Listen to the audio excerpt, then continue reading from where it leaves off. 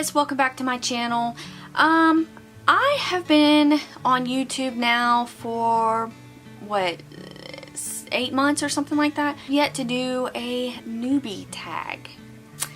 So while I'm here in my comfy PJs, I just did some book reviews and I figured I might as well go ahead and do that. So I looked up to find out what the questions are. Some of them I'm not really sure if I have a good answer for, but I'm gonna do my best. I'll go ahead and just read off the questions that I have here and just answer them to the best of my ability. Why did you start this channel? I started it simply because I watch BookTube all the time and I thought, man, there's a lot of YA books on here. And that's fine because most of the BookTube people on here are younger, so it makes sense that they would that they would read more YA. I, on the other hand, read a good mix of YA and adult books, so I thought, you know, having both perspectives, maybe an older perspective on some of them might be a little different. I don't know. I started it because I wanted to. I started it because I thought it would be fun. It is extremely time consuming.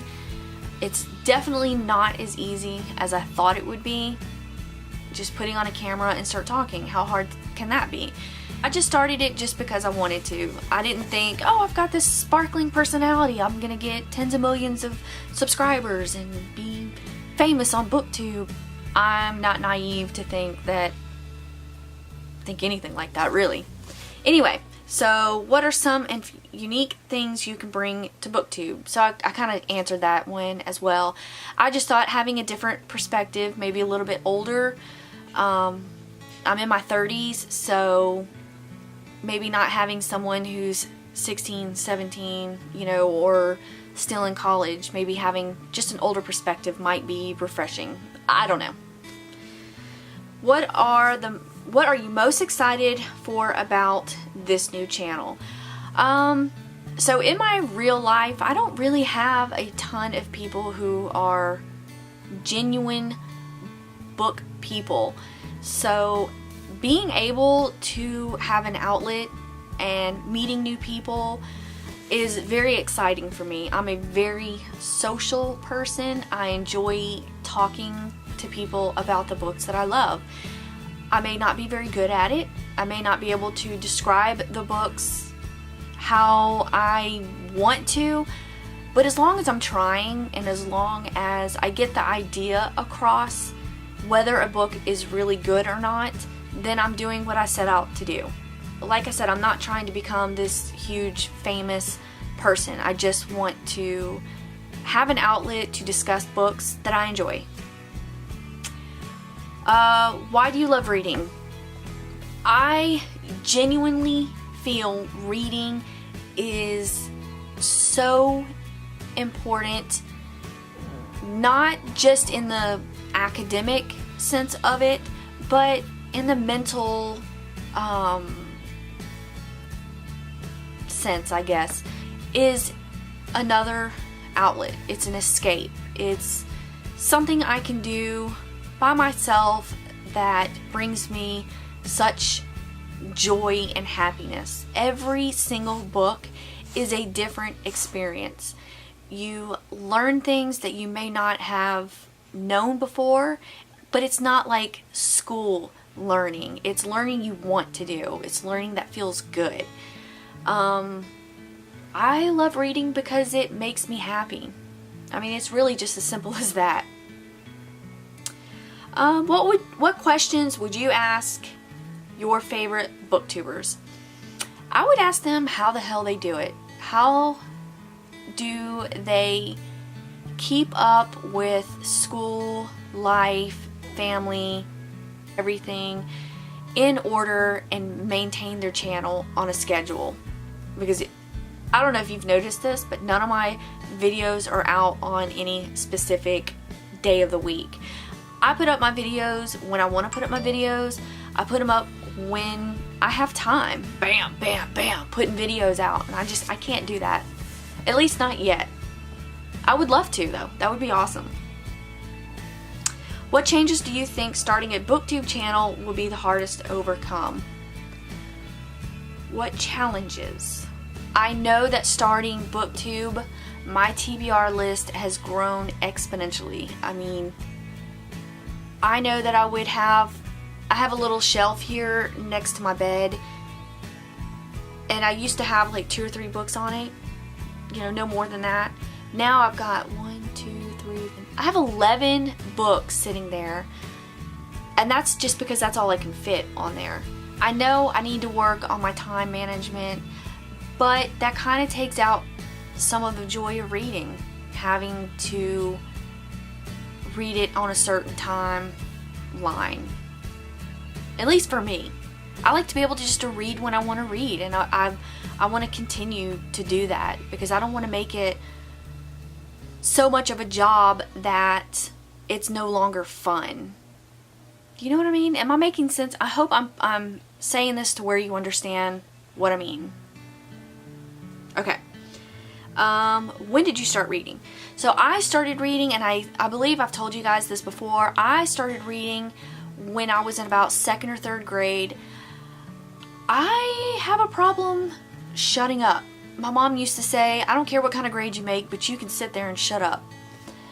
Apparently I couldn't, because I remember my teacher moving me from spot to spot to spot, and no matter who I was sitting next to, I would just start talking to him. So she put a book in front of me, read it, and it was probably no bigger than this. I mean, or smaller. It was probably smaller than that. And I sat there and read the entire thing, and I just wanted more, more, more. And then I got to reading, and this is going to age me, I started reading Babysitter's Club. That was like the big thing back then. And Ramona Quimby, and that was, Sweet Valley High. That was really big. As I got a little bit older, I started reading Goosebumps. Oh my God, I loved Goosebumps. I think I had every single book R.L. Stine ever put out. And I wish I hadn't got rid of those because I really, really loved those books. And you could tell too, because I would throw them in my backpack. I mean, every single one of them was just dingy. Then I didn't care. I couldn't keep up with the bookmark, so I just dog-eared my pages. And you could tell. Where do you read? I read everywhere. The only place I can't really read is in the car because I get car sick. What kind of books do you like to read? I think I have a pretty broad spectrum of genres that I like. I love fantasy, historical fiction. I love comedy. I love magical realism. It'd be easier for me to tell you what I don't like. I don't like westerns a whole lot. Like, I don't particularly like sci-fi. I don't like outer space kind of stuff. It always just feels cheesy to me. I don't know. I don't like it. Not too big into modern contemporary, and I'm not too big into romance. That's not to say that I won't read them, but they're not usually the first books I gravitate towards. I hope I answered that question. I know there's more genres out there. I love horror, psychological thrillers, stuff like that. I hope I answered that.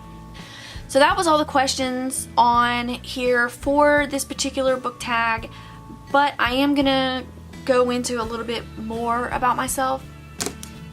This is a little bit more personal than just like my book life.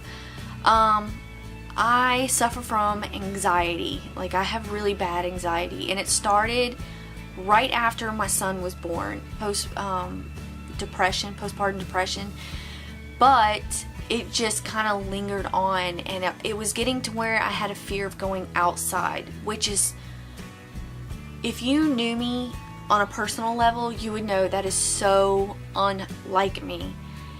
And it got to a point to where fear was driving my world, and I would love to say that that's behind me, but it's not. I have to take a medication every single day, and even that doesn't make it go away. It's not a magic pill that just makes everything better. It's something that I have to work at every single day. And fear still does affect me. Fear is a powerful, powerful thing, and I just have to remind myself that it's in my head. You know, things aren't as bad as they seem, but still sometimes it overwhelms me, and that's another reason books are such a good thing for me, because I can get into a world and escape. I think probably that's another reason why books just mean so much to me. Something else about me, I have 4 tattoos. This one, let me focus that. It says sisters, and it's in the affinity. Because it's on your wrist, it's not perfectly straight. I got this one done in Tennessee when my sister was getting married. I just felt very nostalgic and I wanted to get something done. It just means that the love and the friendship that me and my sister have is never ending. So it's just a simple little tattoo and I really like it. This one I have, I'm sure you guys have seen already, and I'm about to get somewhat naked here. This one I have is Peter Pan and Wendy and her brothers. I want to do a whole sleeve of things in my childhood that brought me joy, and again that goes in with the anxiety.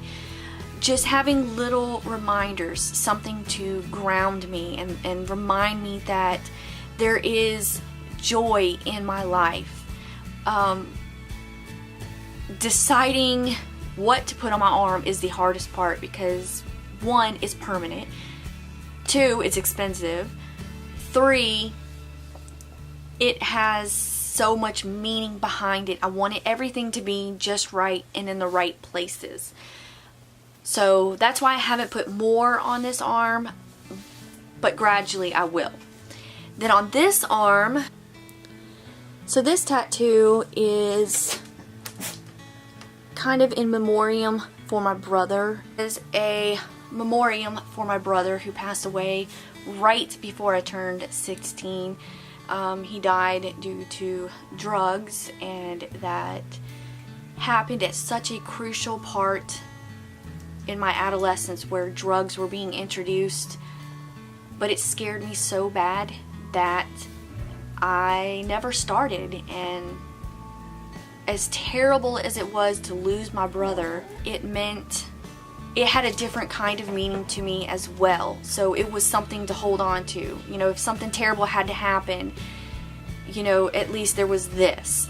So this is a reminder of both my brother and the outcome. So I wanted to have the Day of the Dead skull in there, but I wanted to have something beautiful surrounding it, kind of in remembrance of that there was an outcome to it that changed my life. And then the last tattoo is I am kind of embarrassed to tell you guys about this one, because I got this one when I was 16 years old.